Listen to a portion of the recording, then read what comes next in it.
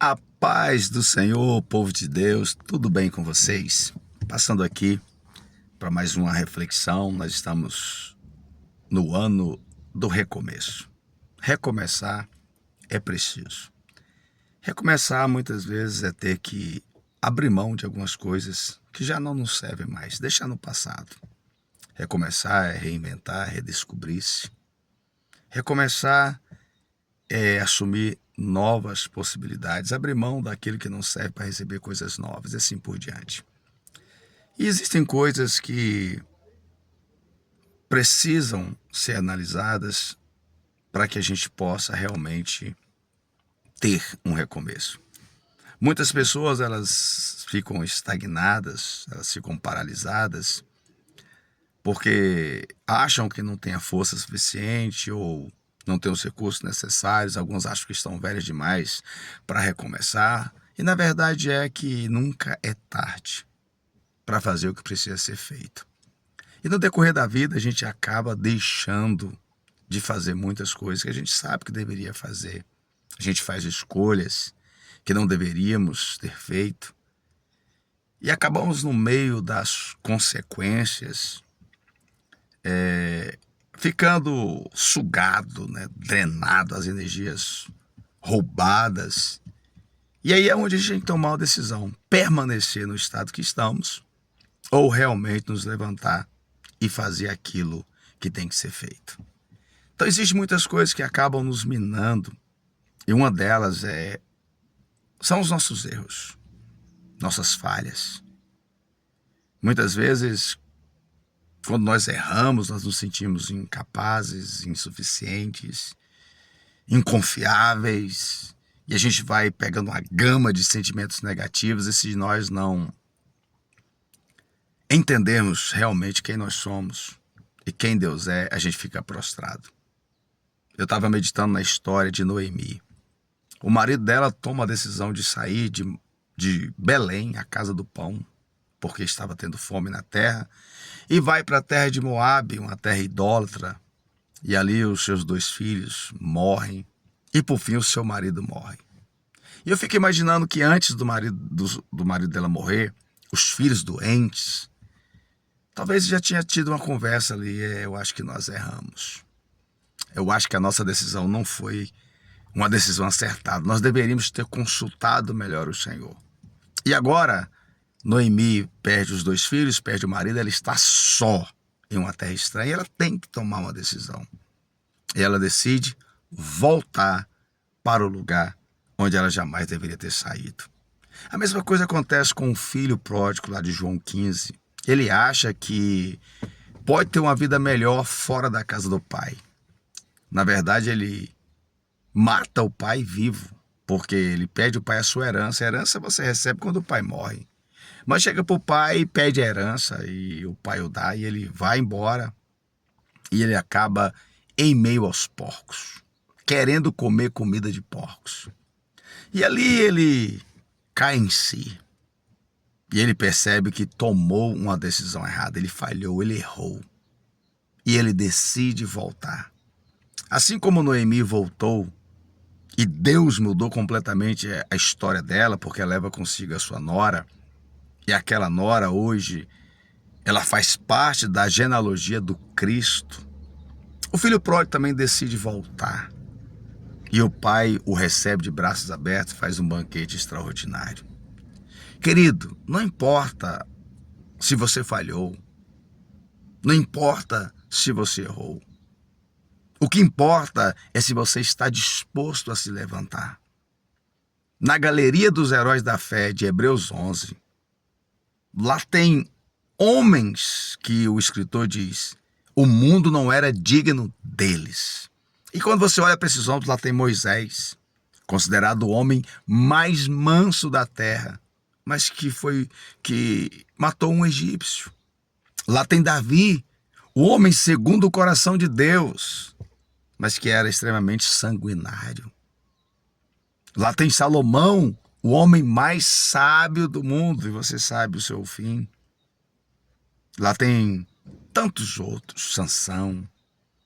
Ou seja, todos esses homens que estão na galeria dos heróis da fé cometeram erros, falharam. Lá tem Abraão, o pai da fé, que em um momento de medo colocou a esposa na vitrine dos desejos.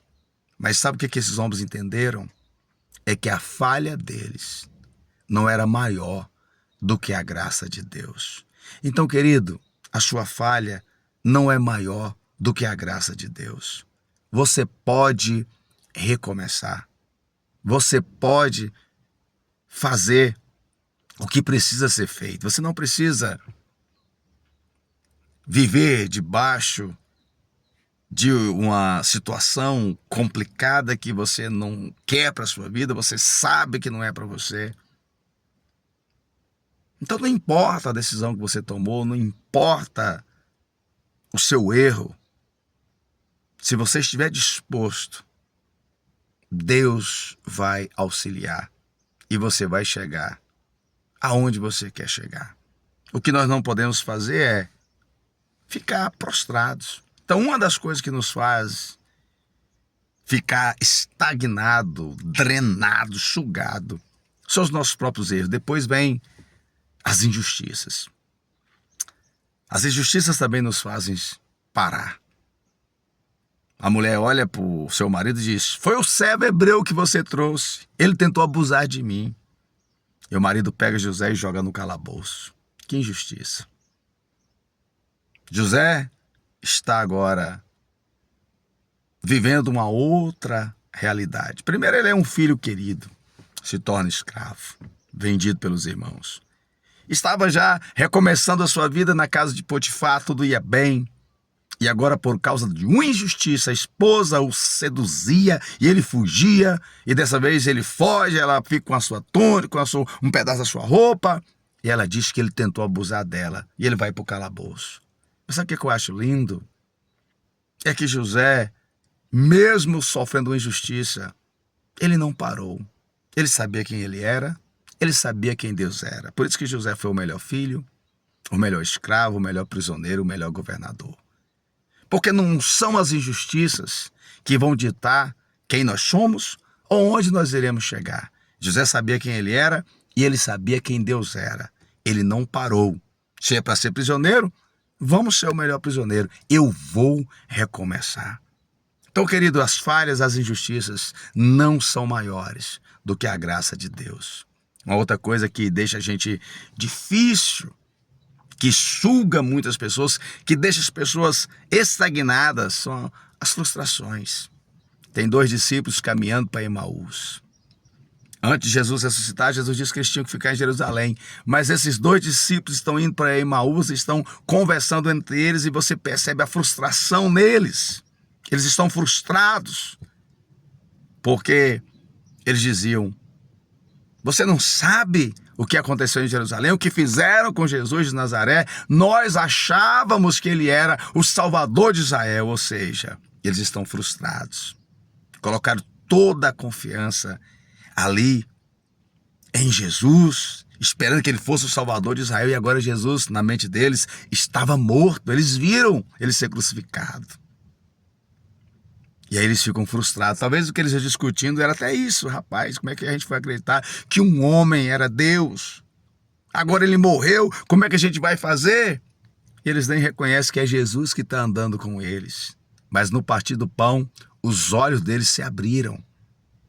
E eles voltaram para o lugar que eles jamais deveriam ter saído. Eles voltaram para Jerusalém.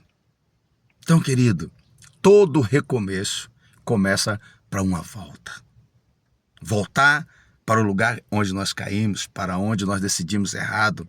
Voltar e recomeçar. E a última coisa é a frieza do amor. Jesus fala para a igreja de Éfeso: eu tenho contra vocês que vocês perderam o primeiro amor. Jesus elogia aquela igreja.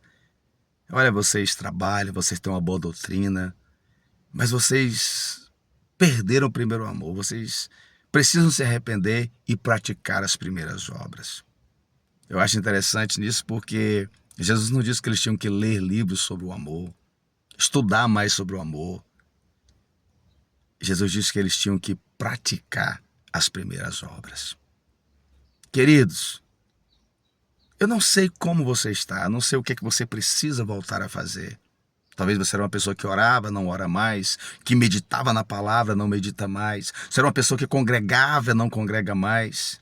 Talvez você deixou algumas coisas de fazer, você era um marido que fazia certas coisas para sua esposa e não fez mais, não faz mais. Talvez no trabalho, eu não sei o que você precisa voltar a fazer. Mas a palavra de Jesus para aquela igreja foi: volte a praticar as primeiras obras. Todos nós já falhamos. Todos nós já enfrentamos frustrações. Todos nós já fomos vítimas de injustiças. E todos nós, em algum momento na vida, já esfriamos um pouco o nosso amor. Mas nada disso é maior do que a graça de Deus. Nunca é tarde para começar. E sempre é cedo para desistir. Então, querido, quando você vai começar? Quando você vai fazer o que você sabe que precisa ser feito? Amanhã? Semana que vem? Não. Você vai começar hoje. O procrastinador sempre começa na segunda. Então eu tenho uma notícia boa para você. Hoje é segunda. Comece hoje. E Deus vai fazer maravilhas. Você vai ter o melhor ano da sua história. 2026 é o ano do recomeço. Forte abraço, Deus te abençoe e se inscreva no nosso canal. Até mais.